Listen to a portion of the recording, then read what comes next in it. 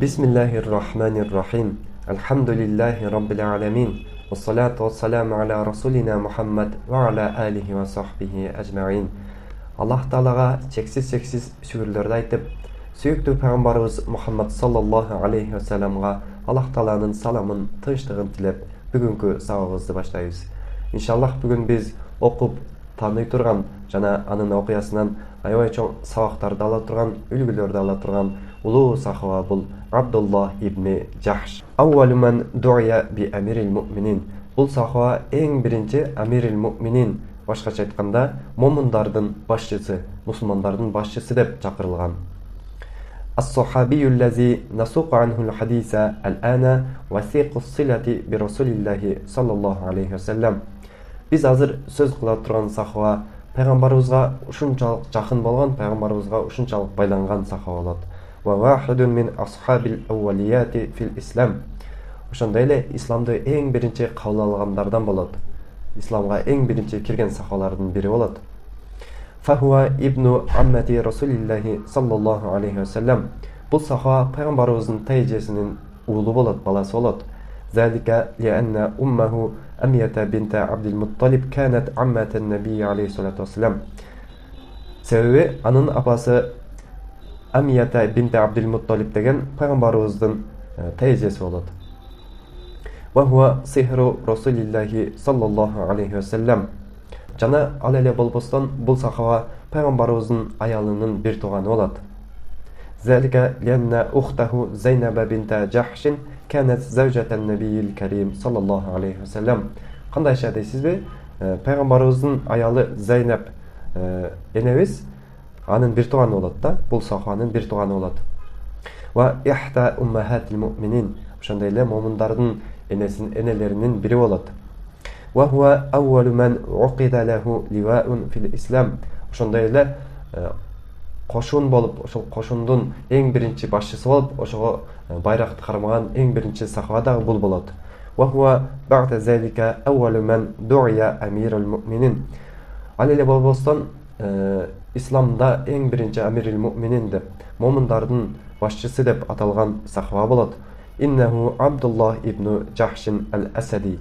Ал сахаба Абдулlah ibn Jahsh al-Asadi. أسلم عبد الله بن جحش قبل أن يدخل النبي عليه الصلاة والسلام دار الأرقم فكان من السابقين إلى الإسلام. Пайгамбарыбыз саллаллаху алейхи ва саллям жаңы даватын баштаганда аябай жашыруун кылганда, Курайш элинен жашыруун кылган, себеби аз болгон мусулмандар исламга киргендер аябай аз болгон.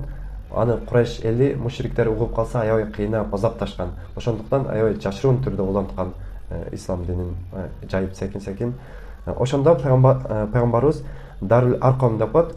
Ал Арком үйү деп ал жерге Пайгамбарыбыз жашыруун түрдө сахабаларды, исламга киргендерди жана исламга кирем дегендерди ошол жерге чакырып, ошол жерде кеңешип иштерин алып барышканда Пайгамбарыбыз жашыруун түрдө алып барышкан ошол жерде. Ушул Дарул Арком үйү ачыла электен мурун эле исламга кирген да, Абдулlah ibn Jahsh, Аллахтан ыраазы болсун. Ошентип исламга эң биринчи киргендерден болот. Ошондой эле Дарул Аркомдо Пайгамбарыбыз сахабаларга, ислам динине киргендерге Куран окуп берип, алардын имандарын бышыктаган жүрөгүнө. Жана Курайш элинен алыс жерде, Курайш элинен жашыруун түрдө өздөрүнүн иштерин алып барышкан ошол жерде. ولما أذن النبي عليه الصلاة والسلام لأصحابه بالهجرة إلى المدينة فرارا بدينهم من أذى قريش كان عبد الله بن جحش ثاني المهاجرين إذ لم يسبقه إلى هذا الفضل إلا أبو سلمة. Пайгамбарыбыз саллаллаху алейхи ва саллям биринчи жолу Мадинага хижрат кылып көчүп кетүүнү Курайш элинен, мушриктерден, капырлардан качып, алардын азаптарынан качып, Мадинага качып кетүүнү Пайгамбарыбыз уруксат берген учурда дейт. Кана Абдулlah ibn Jahsh сани al-muhajirin излам ясбиqu ila hadha al-fadl illa Abu Salamata дейт. Абдулlah ibn Jahsh Мадинага качып көчүп кеткендердин экинчиси болот.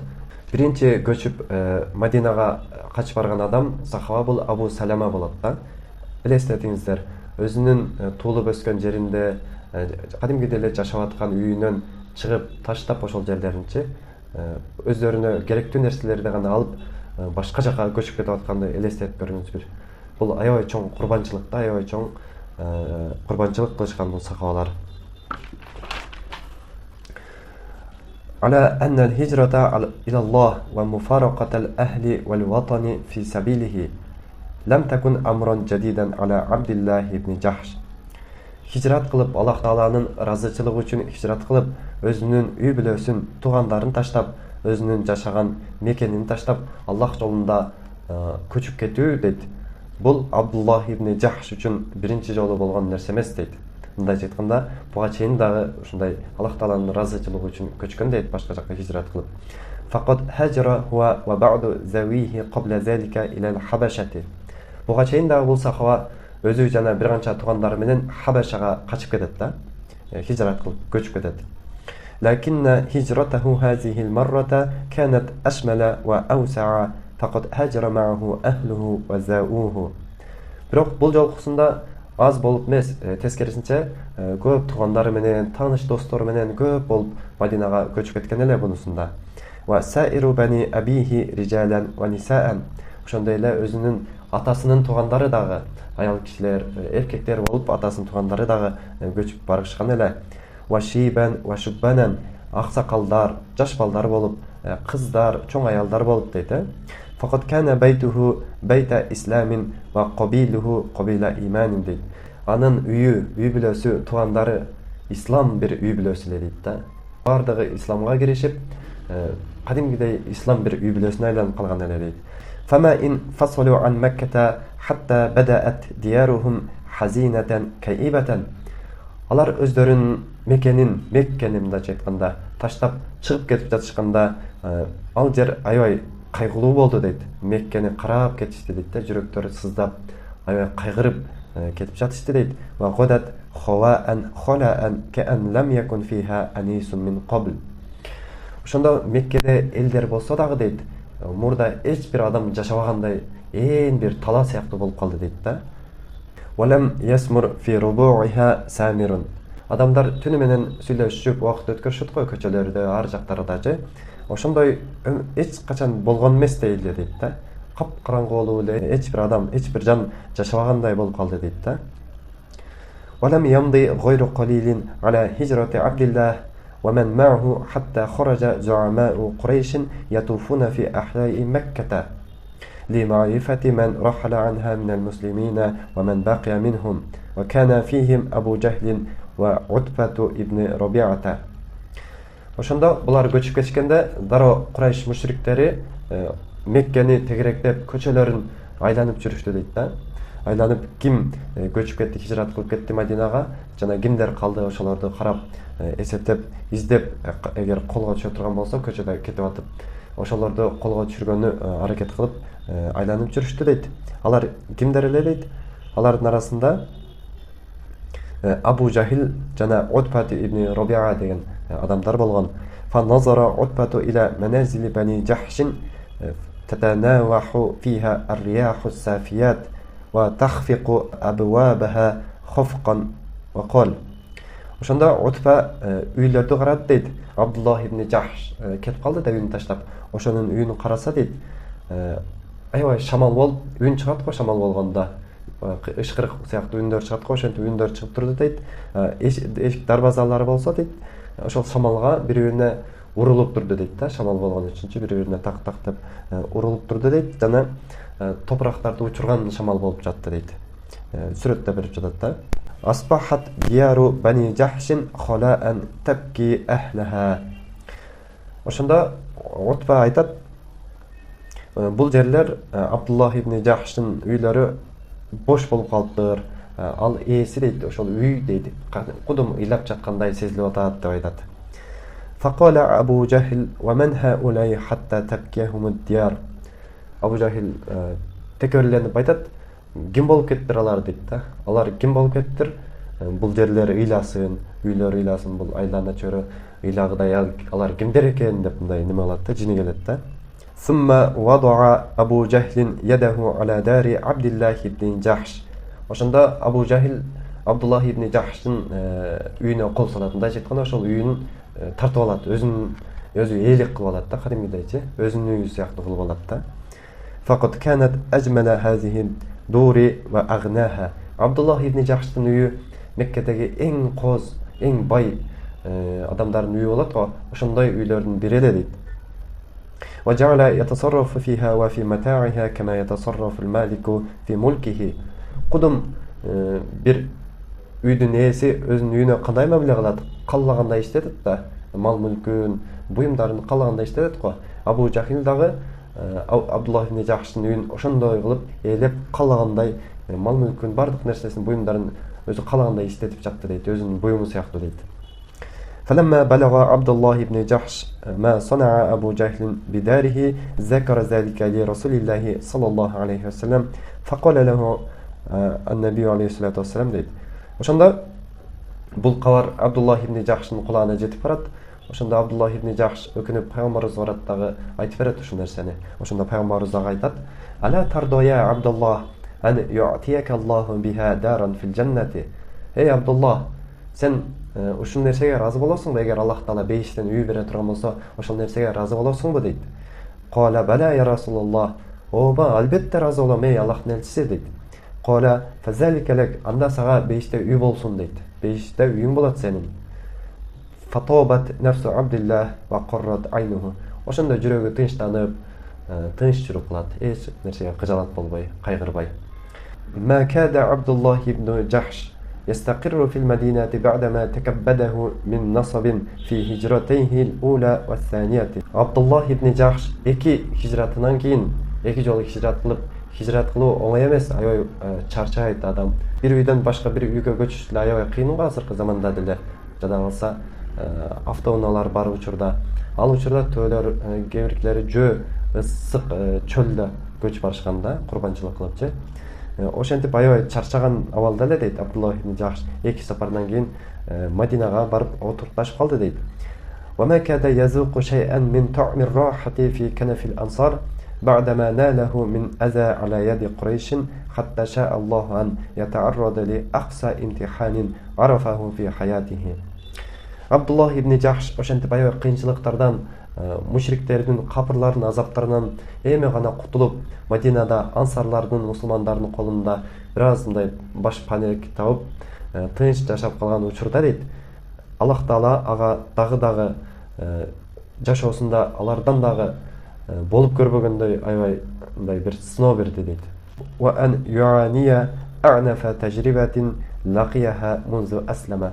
Ошондой эле исламга киргенден кийинки эң оор сыноосу ушул болду дейт. Фал нурхифис сам'a ли qissati tilka tajribati al-qasiyati al-murrati. Андай болсо, ошол аябай ачуу аябагандай оор сыноону угуп көрөлү.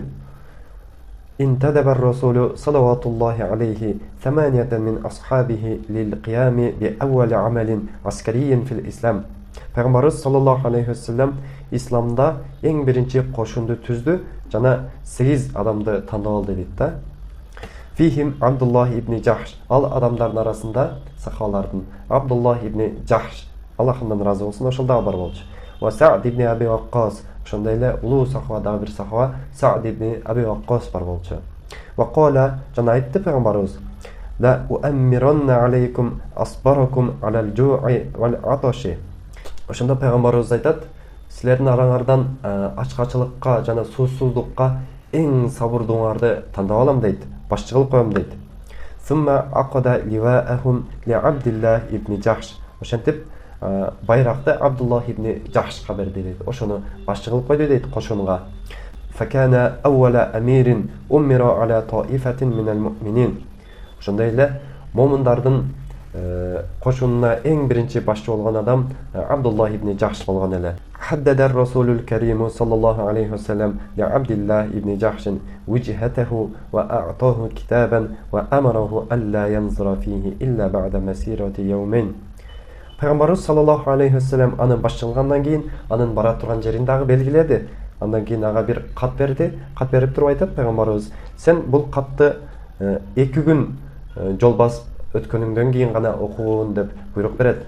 فلما انقضى على مسيرة السرية يومان نظر عبد الله في الكتاب فإذا فيه. Ошондо 2 күн өткөндөн кийин Абдуллах ибн Жахш пайгамбарыбыздын катын ачып окуйт. Анын ичинде إذا نظرت في كتابي هذا فامضي حتى تنزل نخلة بين الطائف ومكة فترصد بها قريشا وقف لنا على أخبارهم. Егер сен бұл қатты оқып көріп жатқан болсаң, Нахла деген Тайф менен Меккенин ортосунда бир жерде айтып атат.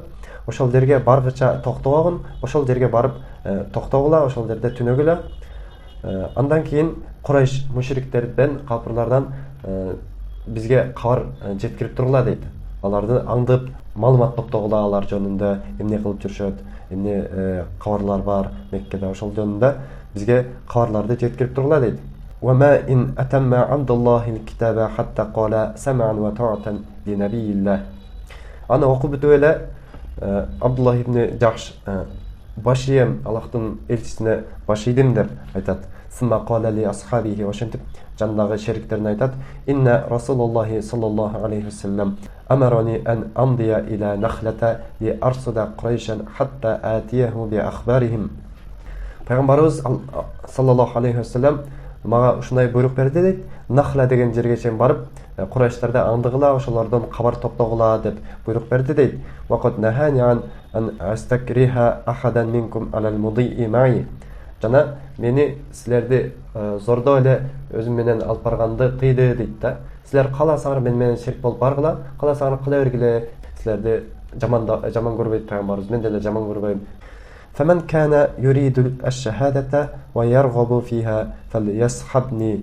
Жана ким шейиттикти үмүт кылып шейит болом дегенди кааласа дейт, анда мен менен барсын дейт. Мен силерди зордоп алып барбайм ал жака. ومن كره ذلك فليرجع غير مذموم. Эгер ким мен менен барышты каалабаса, мени өзүңөрдүн каалооңор дейт. فقال القوم ошондо шериктер айтышты: سمعا وطاعة لرسول الله صلى الله عليه وسلم. Пайгамбарыбыздын буйругуна башыйбыз. إنما نمضي معك حيث أمرك نبي الله. Биз сен менен барабыз, пайгамбардын Аллахтын пайгамбары буйругандай биз сен менен эле барабыз дейт. ثم سار القوم حتى بلغوا نخلة وطفقوا يجوسون خلال الدروب ليترصدوا أخبار قريش. Ошентип бардыгы чогуу Нахла деген жерге жетип барышып, ал жердин көчөлөрүн бардык жерлерде айланып маалымат издеп жүрүштү да Курайш эли жөнүндө. وفيما هم كذلك أبصروا عن بعد قافلة لقريش فيها 4 رجال هم عمرو بن الحضرمي والحكم بن كيسان وعثمان بن عبد الله وأخوه المغيرة ومعهم تجارة لقريش فيها جلود وزبيب ونحوها مما كانت تتجر به قريش. Ошентип издеп жүрүшүп, алар Курайштан болгон 4 адамга туш келишет да, алар кербен алып кетип атышкан болот. Алар кимдер? Амр ибн Хадрами вал Хакам ибн Кайсан ва Усман ибн Абдилlah ва аху ал-Мугира. Жана ушул адамдар Усман ибн Абдилlah жана анын бир тууганы ал-Мугира дейт. Жана алар тижарат, мындайча айтканда, соода сатыкка керектелүүчү нерселерди алып кетип жаткан эле дейт. Мисалы терилерди, мейиз барбы, жүзүмдөн кургатылганы, ошолорду, ошого окшогон нерселерди, жемиш-жемиштерди алып кетип жатышкан эле дейт. Инда залика ахаза сахабату яташаваруна фима бейнахум. Аларды көрүп сахабалар сүйлөшүп отуруп калышат, эмне кылсак экен деп. Ва кана яуму ахиру яумин минал ашхурил хурум факалу. Харам айын эң акыркы күндөрү эле дейт. إن قتلناهم فإنما نقتلهم في الشهر الحرام. Эгер биз аларды өлтүрө турган болсок, харам айында өлтүрүп койгон болобуз дейт да. Арабтарда харам айында согушуу арам болгон да, бири-бири менен согушуу арам болгон. Ошон үчүн аябай кеңешип отуруп калышат. Wa fi zalika ma fihi min ihdar. Эгер аларды өлтүрүп койгон болсок, кайдыгер мамиле кылып койгон болобуз дейт. Жана башка арабтардын дагы жинине тийген болобуз, ачуусуна тийген болобуз. Баардыгы бизди жаман көрүп калышат деп ушинтип эмне кылышты билбей отуруп калышат. Wa in amhalnahum hatta yanqadiya hadha al-yawm dakhalu fi ardil haram. Эгер аларды коюп жибере турган болсок, унчукпай, алар харам жерине киришет, анда эч эле өлтүрө албай калабыз ал учурда дейт аларды. Бизден кутулуп кетишет деп айтат. Меккеге кирип калса деп атат да. Меккеге кирсе, анда ал жактан эч эле өлтүрө албай калабыз деп жатышат. Ва асбаху фи мa'manin minna. Жана алар тынчтыкта болуп калышат, бизден кутулуп кетишет дейт. Яташаваруна хатта ажмa'u ra'yahum 'ala al-wusubi 'alayhim wa qatlihim wa akhdhi ma fi aydihim ghanimatan. Ошентип кечке кеңешип отурушуп бир ойго келишет да. аларга кол салып, аларды өлтүрүп, жана алардын колундагы мал мүлктөрүн, сода сатып кылган буюмдардын баарын колдорунан тартып алабыз деп ошол ойго келишет. Ва фи лахазатин qatalu wahidan minhum wa asaru ithnayn wa farra ar-rabi'u min aydihim. Дароо аларга кол салышып, бирисин өлтүрүп коюшат, экөөнү колго түшүрүп алышат, бирөөсү качып кетет да. Истаqa Abdullah ibn Jahsh wa sahbuhu al-asirayn wal-ayra mutawajjihina ila al-madinati. Ошондо сахабалар аларды кармап алышып, мал мүлктөрүн баарын тартып алышып, Мадинага карай жол алышат. فلما قدموا على رسول الله صلى الله عليه وسلم ووقف على ما فعلوه استنكره أشد الاستنكار وقال لهم.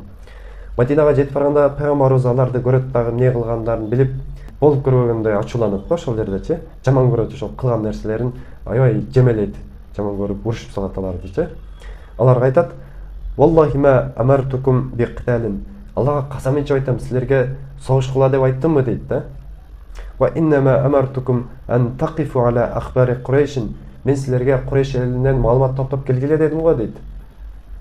"Ва ан тарсуду harakataha." Ошондой эле алардын эмне кылып жатышкандарын белгиле дедим го дейт да.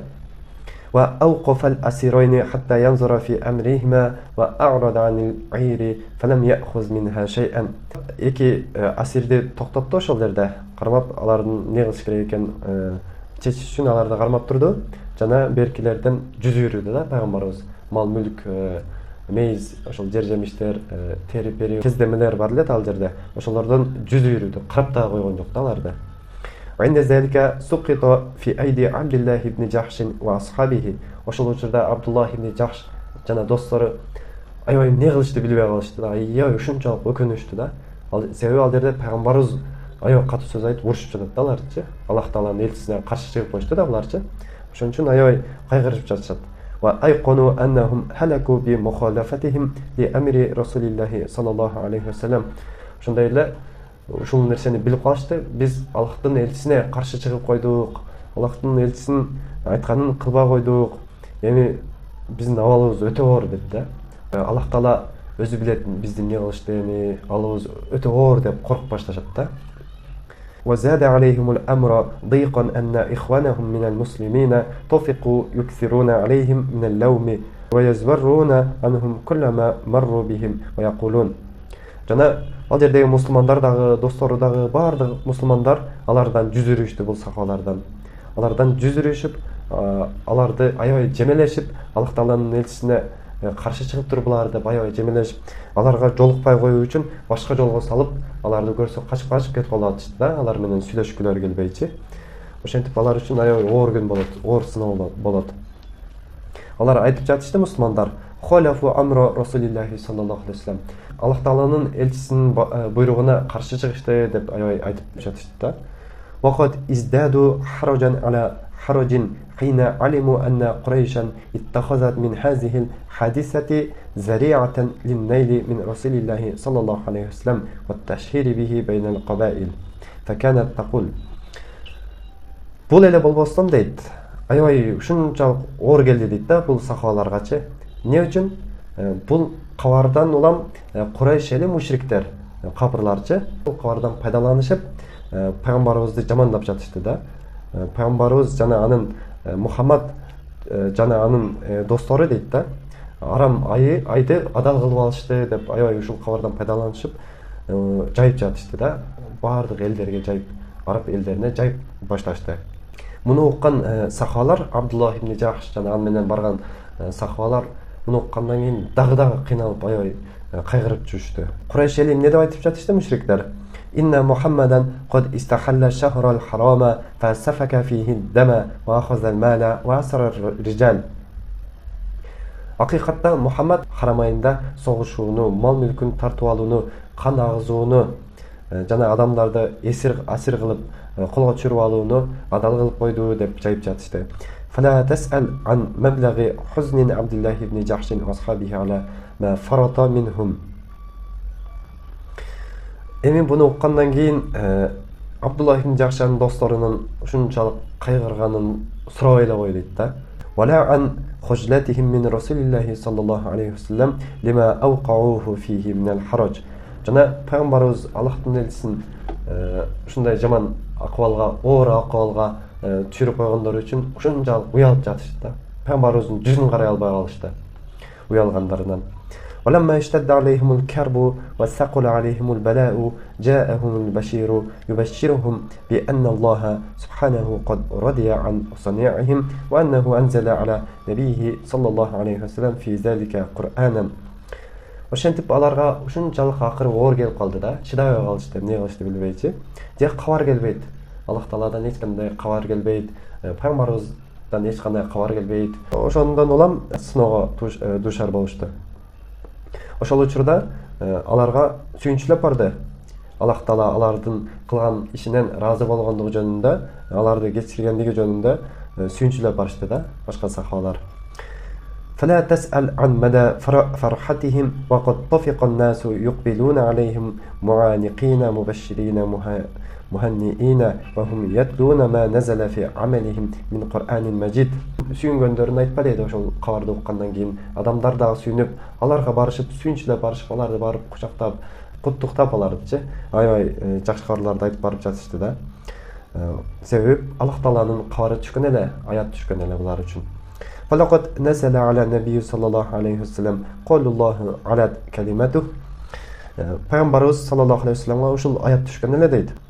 Бисмиллахир рахманир рахим. يسألونك عن الشهر الحرام قتال فيه قل قتال فيه كبير وصد عن سبيل الله وكفر به والمسجد الحرام وإخراج أهله منه أكبر عند الله والفتنة أكبر من القتل. Айтканы قتال فيه كبير. Бул аятта Аллах Таала айтып жатат. يسألونك عن الشهر الحرام قتال فيه. Харам ай жөнүндө сенден сурашат дейт. Харам ай жөнүндө жана харам айындагы согуш жөнүндө сенден сурашат. Айтканың дейт аларга. Кул قتال فيه كبير. Ал айда согуш аябай чоң күнөө деп айтканың дейт. وصد سبيل الله وكفر به. Ал эми Аллах Тааланын дининен, Аллах Тааланын жолунан тозуу, ошондой эле Аллах Таалага күфрлүк келтирүү дейт. Аллах Тааладан жүз өрүштүк дейт. Ошондой эле Масжидил Харам, Харам мечитинен, Меккеден тозуу дейт. Меккеге киргизбештик дейт.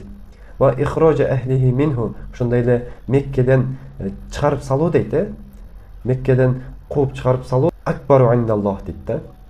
Ошол харам айында согуштан дагы чоң күнөө деп жатат да.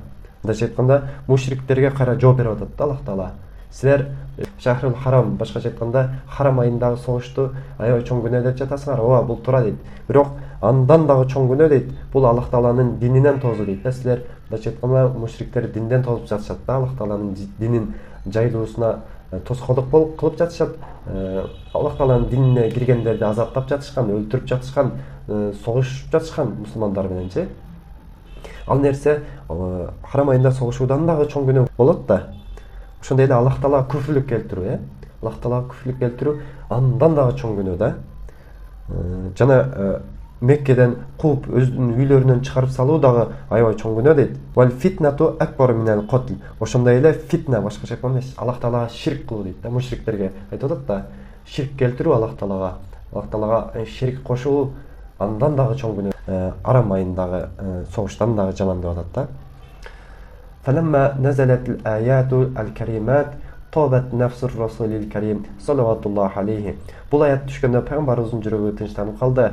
فأخذ العير وفدى الأسيرين. Кербендеги малдыктерден жүз үйрөгөн болчу го. Бул аят түшкөндөн кийин пайгамбарыбыз ошолорду өзүнө ганима кылып алып алды. Ал эми эки колго түшкөн адамды акысын төлөтүп аларды коюп жиберди. Алардын ордуна акы алды да. ورضي عن صنيع عبد الله بن جحش واصحابه. عبد الله بن جحش жана анын досторунун кылган иштерине аябай ыраазы болду. إذ كانت غزوتهم هذه حدثا كبيرا في حياة المسلمين. Бул газва мусулмандардын жашоосунда аябай чоң нерсе болгон эле дейт да, чоң окуя болгон эле дейт. فغنيمتها أول غنيمة أخذت في الإسلام. Жана алар алган гонима, олжо башкача айтканда, биринчи олжо болчу исламдагы. Жана исламда мусулмандар өлтүргөн биринчи мушрик, канын агызган биринчи мушрик ошол болчу дейт, ушул окуяда болчу. Ва асироха аввалу асиройни вакаан фи айдил муслимин. Жана мусулмандардын колуна түшкөн эки адам эң биринчи колго түшкөн асирлер болчу дейт. Ва роятуха аввалу роятин акадатха яду расулиллахи саллаллаху алейхи. Абдуллах ибн Жахшка байракты берди, пайгамбарыбыз башчы кылып койду бир кошунга. Ошол дагы биринчи болгон нерсе болчу исламда. Ва амируха Абдуллах ибн Жахшин аввалу ман ду'я би амирил муъминин. Абдуллах ибн Жахш дагы эң биринчи амирил муъминин деп чакырылган болчу. Сумма канат Бадр, андан кийин Бадр гозвасы болот. Бадр согушу болот. فأبلى فيها عبد الله بن جحش من كريم البلاء ما يليق بإيمانه. Абдуллах ибн Жахш чоң сыноого тушар келип дейт, ыйманы сыналат дейт да ошол жерде. ثم جاءت أحد, андан кийин Ухуд согушу келет. Ухуд газвасы келет. فكان لعبد الله بن جحش وصاحبه سعد بن أبي وقاص معها قصة لا تنسى. Бул жерде дейт, Абдуллах ибн Жахш менен анын досу Саад ибн Абу Ваккастын эч качан унутулгус бир окуясы болот дейт. فلنترك الكلام لسعد ليروي لنا قصته وقصة صاحبه. Саад ибн Абу Ваккаска сөздү берейли, ал бизден да жакшы билет, өзү жана досу экөөнүн окуясын айтып берсин. قال سعد ابن أبي وقاص, سعد ابن أبي وقاص айтат: لما كانت أحد لقيني عبد الله ابن جحش وقال. Ухуд согушуна даярданып жатышканда Абдуллах ибн Жахш келип айтты мага: "Ва кала ала тадуллаха", факулту бала. Мага келип Аллах Таалага дуа кылбайсыңбы деп айтканда макул дедим. Фахалауна фи нахиятин фадауту факулту. Жана ээн жерге, адамдар жок жерге барып мен дуа кылдым. Жана айттым: "Я Робби, иза лақиту ал-адува фаллақини раджулан шадидан бa'суху". О Аллахым, мага бир душманды жолуктура турган болсоң, менин душманым ашуусу ушунчалык катуу келген болсун, жана аябай күчтүү болгон болсун дейт да. Аябай күчтүү душман мага жолуктурган дейт. Шадидан харадуху. Ошондой эле аябай ачуусу да катуу келген, болсун дейт да. Уқотилху ва юқотилуни. Экөөбүз бир канча убакыт согушуп турайлы дейт, күрөшүп турайлы дейт. Суммарзукни аз-зафара алейхи хатта ахтулаху ва ахза салабаху. Ошентип аябай катуу күрөшүп, анын үстүнөн жеңип түшөйүн дейт да, мен жеңип коеюн аны дейт. Жана анын салабаху деген анын кылычтарын, анын шаймандарын албалайын дейт, аны жеңип. Фа аммана Абдуллах ибн Жахшин ала дуаи сма кал. Абдуллах ибн Жахш ошондо менин дуама амин амин деп турду дагы, ал айтты: "Аллахумма арзукни раджулан шадидан харадуху". Аллахым, мага ушундай бир душман жолуктургун, аябай ачуусу келген болсун дейт, аябай күчтүү болгон болсун дейт да. Уқотилуху фика ва юқотилуни. Сенин жолуңда аны менен аябай катуу күрөшөйүн деди. Ал дагы мага кол салсын, мен дагы кол салып ушунчалык катуу күрөшөлү дейт. Сумма яхузуни фаяждау анфи ва узни файза лaqituka вадан култ. Ошондо менин мурдуму кесип салсын, кулагымы дагы кесип салсын дейт да, кылычы менен. Ушунчалык кесип салсын мени. Неге? Мен өлгөндөн кийин сага жолукканда айтам дейт сага: "Фима жудиа анфука ва узунука". Эгер эмнеге сенин кулагың жана мурунуң кесилген деп сураганыңда дейт, фаакул фика ва фи расулика, сенин жолуңда жана сенин пайгамбарың, сенин элчиңин жолунда ушул мурдуң кулагың кесилди деп айтыш үчүн ушундай болсун деп дуа кылат да. Фатакул, ошондо сен айтасың дейт: "Садакта, сен чын айттың, сен чынчылсың, чындык сөздү айттың" деп айтышың үчүн ушуну дуамды кабыл кылгының деп дуа кылат. Кала Саад ибн Аби Ваккас, ошондо анын досу Саад ибн Аби Ваккас, Аллах андан ыраазы болсун, айтты: "Лакад канат даъвату Абдуллах ибн Жахшин хайран мин даъвати". Абдуллах ибн Жахшин дуасы менин дуамдан дагы аябай жакшы эле дейт да. Ал менден дагы сонун жакшы дуа кылып койду дейт. فلقد رأيته آخر النهار وقد قتل ومثل به وإن أنفه وأذنه لمعلقان على شجرة بخيط. Ошентип Ухуд согушунан кийин, түштөн кийин кечке жакын дейт, анын Абдуллах ибн Жахштын денеси аябай кескиленип калган эле дейт да. Мурunu жок эле, мурунун кесилип калыптыр, кулагы кесилип калыптыр дейт. Мурunu кулагы кесилип бир даракка жип менен байланып турат эле дейт. Саад ибн Аби Ваккас. استجاب الله دعوة عبد الله بن جحش فأكرمه بالشهادة كما أكرم بها خاله سيد الشهداء حمزة ابن عبد المطلب. Аллах Таала Абдуллах ибн Жахштын дуасын кабыл кылып, ага шейиттикти насип кылат. Кудум шейиттердин төрөсү Хамза ибн Абдул Мутталиб, анын тайкеси, Абдуллах ибн Жахштын тайкеси шейит болгондой, бул дагы шейит болду. فوارهما الرسول الكريم معا في قبر واحد. Ошентип Абдуллах ибн Жахшты дагы ошол жерге Хамза Аллахтан разы болсун ошонун кабрынын жанына бир кабырга көмүп калтырып кетти дейт. ودموعه الطاهرة تروي ثراهما المضمخ بطيوب الشهادة. Ушунда пайгамбарыбыздын көз жашы аябай төгүлүп ыйлап бул сахабаларга ошол жерге топурактарды суу кылып жатты дейт, топурактарды ыдай кылып салды эле дейт, ал экөөнүн топурагын. Аллах алардан разы болсун.